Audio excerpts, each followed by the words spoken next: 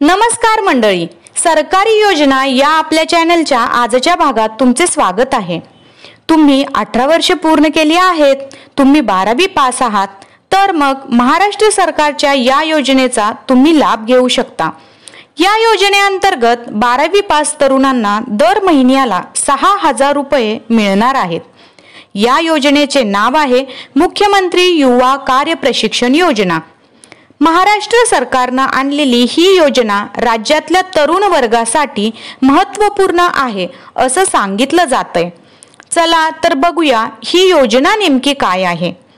आता बऱ्याच तरुणांनी शिक्षण पूर्ण केल्यावर त्यांच्याकडे नोकरीचा अनुभव नसतो, त्यामुळे त्यांना नोकरी मिळविण्यात अडचणी येतात आणि कंपन्यांनाही कुशल कामगारांची गरजही असतेच। तर या दोन्हींमध्ये एक दुवा म्हणून सरकार काम करेल। बरं, दुवा म्हणजे नेमकं काय? तर ज्या तरुणांना प्रत्यक्ष कामाचा अनुभव नसल्यामुळे नोकरी मिळविण्यात अडचणी येतात त्यांना कामाचे प्रशिक्षण देणार आणि ज्या उद्योगांना कामगारांची गरज आहे त्यांना या योजनेतून कामगार मिळवून देणार। हे प्रशिक्षण एकूण 6 महिन्याचे असणार आहे आणि या 6 महिन्यांचे जे काही विद्यावेतन आहे ते पण सरकारच देणार आहे। प्रत्येकाच्या पात्रतेप्रमाणे दर महिन्याला ते विद्यावेतन मिळणार।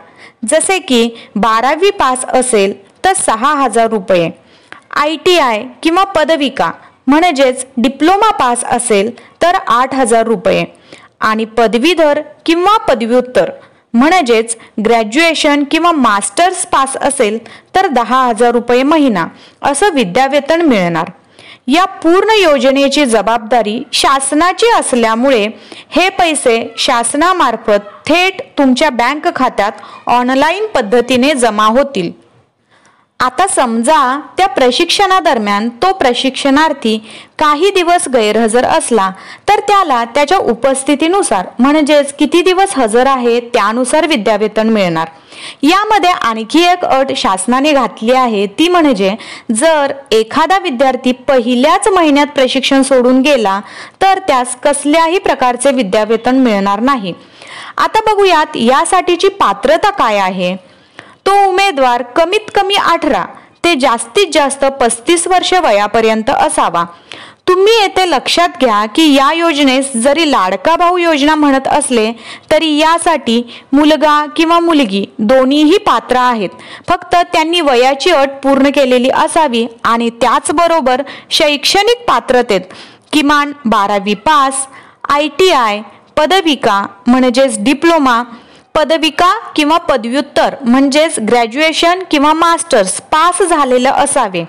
उमेदवार महाराष्ट्राचा आदिवासी असायला हवा, त्याच्याकडे आधार कार्ड असावे आणि आधार कार्ड बँकेशी जोडलेले असावे आणि याचबरोबर त्या उमेदवाराने कौशल्य, रोजगार आणि उद्योजकता आयुक्तालयाच्या इथे दिलेले हे संकेतस्थळ आहे त्याच्यावर जाऊन रोजगार नोंदणी क्रमांक म्हणजेच एक रजिस्ट्रेशन नंबर घेतलेला असावा।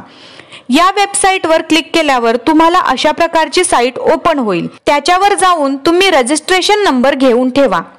आता हा रजिस्ट्रेशन नंबर घेतल्यानंतर तुम्हाला युवा कार्यप्रशिक्षण योजनेसाठी अर्ज करायचा असतो। त्याच्यासाठी कौशल्य, रोजगार व उद्योजकता विभागाची इथे एक वेबसाईट दिलेली आहे, त्याच्यावर क्लिक केल्यावर ही अशा प्रकारची साईट ओपन होते।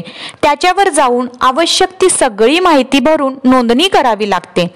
ही नोंदणी केल्यानंतर याच संकेतस्थळावरच्या रजिस्टर शासकीय, निमशासकीय आस्थापना, खाजगी, सार्वजनिक कंपन्या, सहकारी संस्था, सामाजिक संस्था, सेवा क्षेत्रातील कंपन्या इत्यादींमार्फत उमेदवारांना प्रशिक्षण दिले जाईल।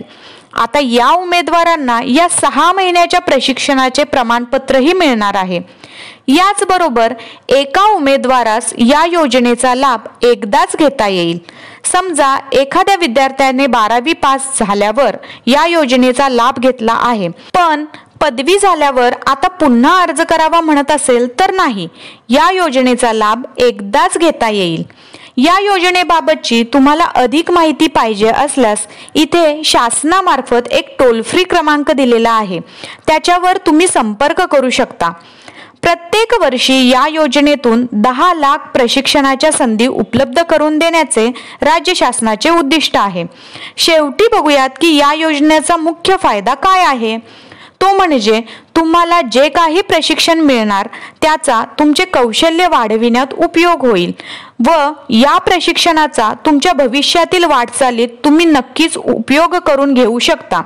तरी जास्तीत जास्त युवकांनी या योजनेचा लाभ घ्यावा आणि आजचा व्हिडिओ आवडला असल्यास एक लाईक नक्की करा। आणखी अशाच नवनवीन योजनांची माहिती मिळविण्यासाठी आमच्या चॅनलला सबस्क्राइब करायला विसरू नका। धन्यवाद।